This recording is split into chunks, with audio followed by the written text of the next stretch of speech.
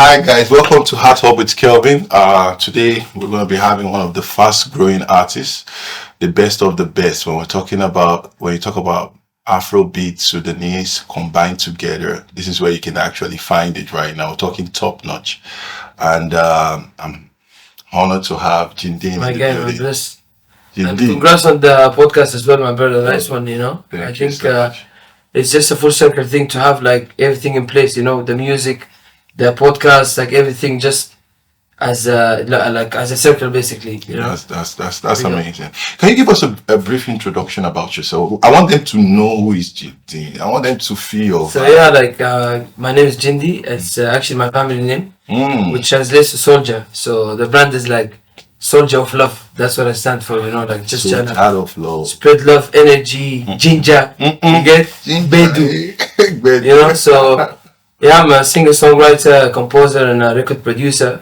Started my career, like doing world music, reggae, R&B, different genres, and I think it was just like a constant, evolution of the sound. Basically, I was always trying to, like be like someone who kind of like make sure like everyone in the room is satisfied when I perform, right? So, growing up in Dubai and being from Sudan. I felt like my sound has been determined the moment I stepped on a stage and I saw like different nationalities, like from all parts of the world. Speaking about nationalities, how did you come up with the Afro-Sudanese? That's really nice with this trend going on with a lot of Afro-fusion, Afro-this and Afro-that. And the Afro-Sudanese is actually new in the game, and it sounds so cool though. How did you come up with that? So there's a lot of like in Sudan, right? There's a lot of like music coming and I felt like from a young age I've been going to shows like seeing Wizkid and David and all them guys coming, and me like as a 15 or 16-year-old watching them, I was like, like the vibes is gone, and now to see where Afrobeat has come, from the days I started watching these guys 2013, 2014, I felt like there's also a different part that I can tell, especially like with the growth of the movement. I thought I can definitely contribute by blending in like instruments from like my country and like even the language part, because I feel like Sudanese is kind of soft. Like if you like I dropped a song called Hassa, and the song was with Mastercraft.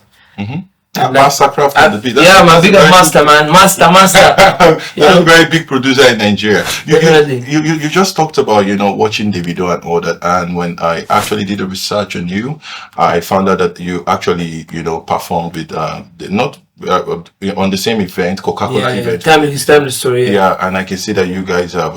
I just want to understand how does it feel actually meeting that idol that you've been watching when you're 16 and all that, and you finally get to meet this person. It was like if you asked me like 10 years ago like this would happen, I would tell you like, Oga, relax now. But I feel like it's been a long time coming, and like looking up to like the genre, like from the days of like the band and like the old school guys, is like I was always like curious on like what's gonna be next. So I was like always watching from close, even when I was doing like dancehall and stuff. I was always watching the the genre evolve. So meeting like David was definitely like a crazy moment, definitely. And he heard the songs, he heard Hassa. And I think that's the reason why we kind of clicked, because of the music, basically. And man, I think that was definitely day I'll never forget, especially stepping into an arena that was packed. Fully packed. People didn't expect that, like the moment I touched that stage, I felt like I'm home, especially because I grew up in Dubai.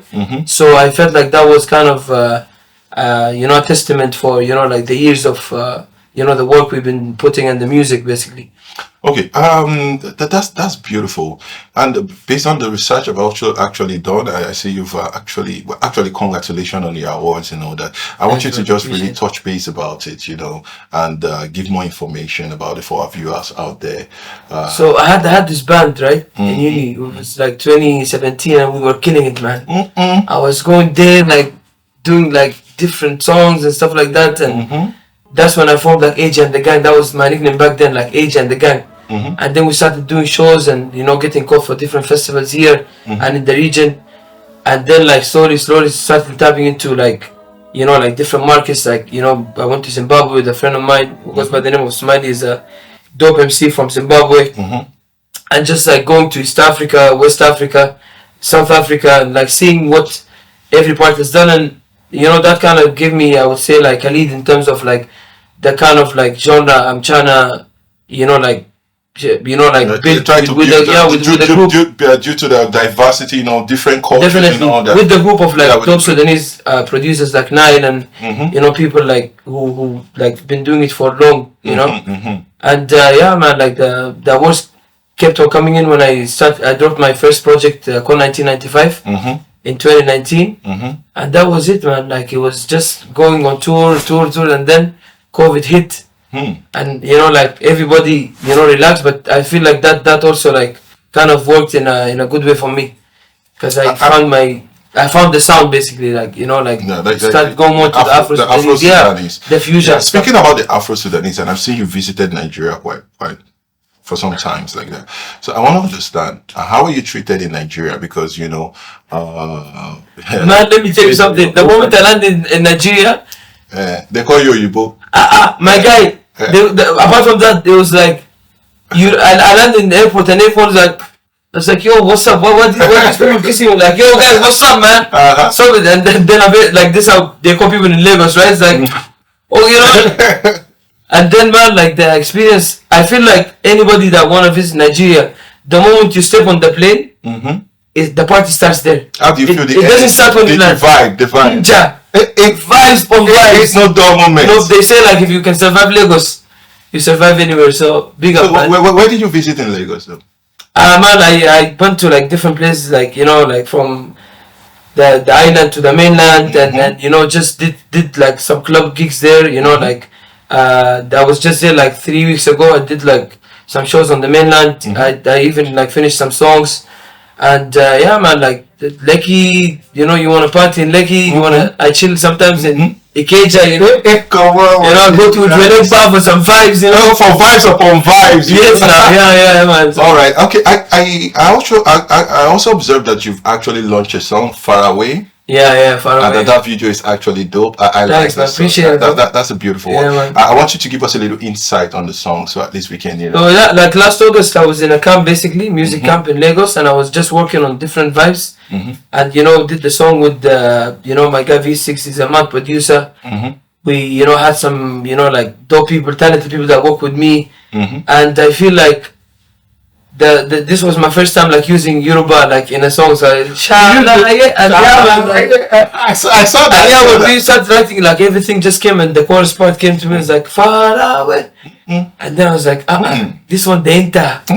You did touch body. Yeah. You know, so like the song just you know, spoke for itself. And sometimes when you do a song, you don't really know how the song will turn out or how it will be perceived, you just wait, you know, for some time, and you know, like it's gone. Otilo. Yeah, Otilo. So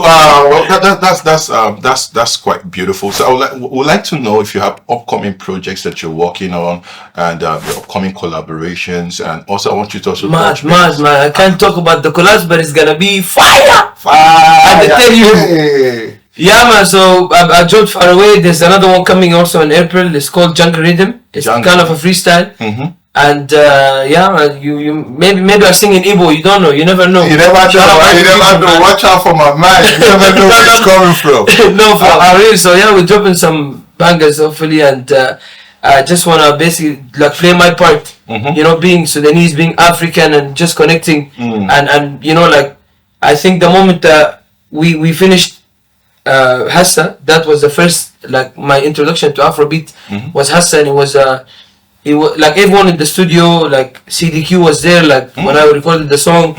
So like when I started doing like the Shori Arahki Namshid Hilla, it was like it sounds malu, you know, like the sound, because even me, like I was like, is that me?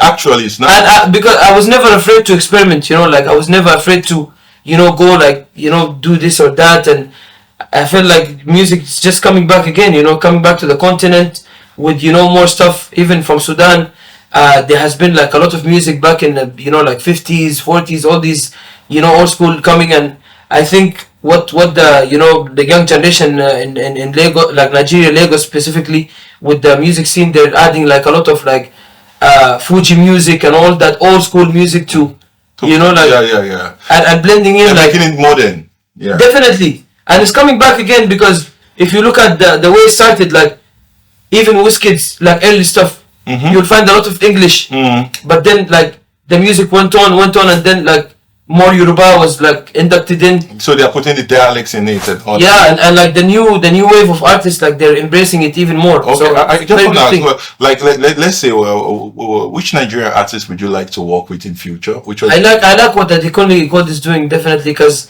he's he's an artist like who like he has like a good, like I love his tone basically. Adekunle, yeah, because I'm a musician, like I play guitar, I play instruments, and I feel like that's a very good thing to stay on, basically, like the musicality part is very important.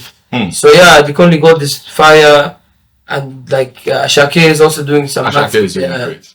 One more question before we go. I just want to know, you sound like a busy man right now, traveling from here, going to here. So how do you combine this with your relationship? How do you try to set that balance? What kind? Because there's a lot of relationships, Oga. There's a lot, my guy. Okay, so there's a lot, my guy. Where do we start? Let's not talk about that. Close that.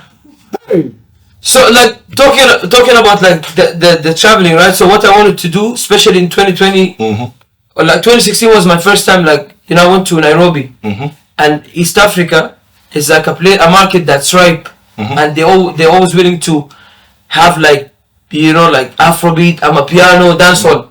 Like I think Nairobi is one of the few places in like I feel like in East Africa that has that kind of like like a mass kind of movement going on with these three genres. South Africa was sick. Like I went there in last year actually, and it was like mainly amapiano.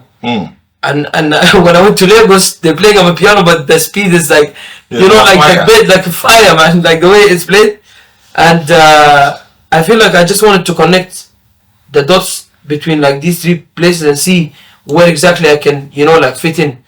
But I feel like good music is good music anyways, you don't need to force it. Well, I see what you did. So then I see what you did. The connection now. I was trying to. The relationship is coming, man. That's the connection.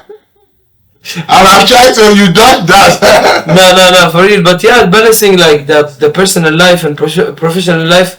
It's always been a challenge, definitely, because I always want to give time, like to like family, love life, and like music, and I feel like it's just like if you can try to plan as like as much as you want, but sometimes things get into place. True. It's just about knowing how to deal with the different situations that come in. So yeah, man. Thank you so much, Jindi. Nice. Okay, nice, man. Far away. So please, if people want to check your songs out, where can they find it? It's Jindi official everywhere. Jindi official. Yeah, man. No good doll. Fire. Far away. It's a pleasure having you. My guy, nice one. Thank you so much. Congrats again, man. Thank you. Far away. Let me take you far away. I got many things that I wanna tell you, but I shy away. Oh, shy like it. Baby girl, shy like it.